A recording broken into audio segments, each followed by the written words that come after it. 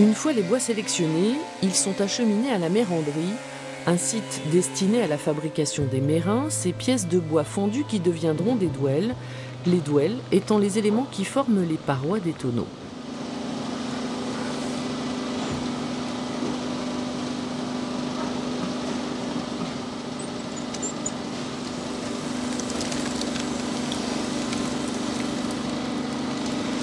Ici, c'est là où on transforme l'agrume en mérin.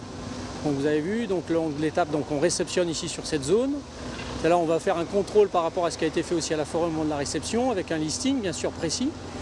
Et on va les rentrer en atelier. Donc il va y avoir une première étape donc, de tronçonnage, d'accord, où là on va faire en fonction des types de fûts que l'on va faire. Donc on va faire des longueurs différentes. Si c'est du vin ou du cognac, on n'aura pas forcément les mêmes longueurs.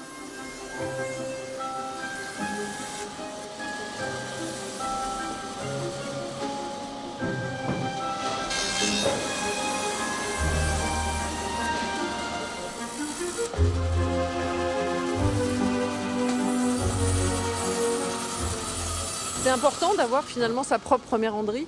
Alors oui, c'est important déjà pour contrôler, donc pour la qualité, pour les appros, parce que c'est vrai que vous avez vu, c'est des métiers quand même où il y a une demande importante et il y a vraiment de la tension. Donc c'est important pour nous que ce soit aussi bien sur toute la chaîne des valeurs, que ce soit donc la traçabilité, la qualité et bien sûr, c'est ce qui fait aussi donc la valeur de notre entreprise, c'est qu'on assure des appros qui nous permettent de pouvoir produire et de vendre les fûts donc, avec nos qualités. Parce que du coup, c'est quelle quantité de douelles en fait que vous Aujourd'hui, fabriquez ? on produit à peu près 65% donc, de nos besoins. Et après, le reste, ce sont des fournisseurs donc, que l'on a avec des accords, bien sûr, et qui travaillent dans les mêmes critères que nous. Les mérins sont ensuite conservés de 18 mois à 3 ans à l'air libre. L'objectif est de supprimer une partie des tanins qui pourraient dénaturer le vin ou les eaux de vie et de ne garder que les plus fins.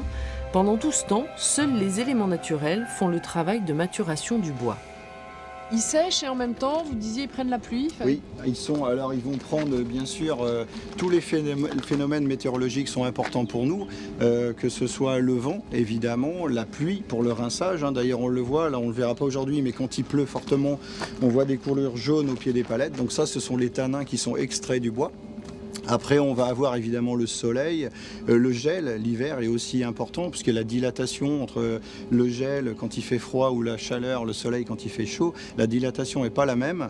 Et donc, voilà, ce sont tous ces phénomènes-là qui font qu'on va vers un vieillissement et surtout une affination des mérins.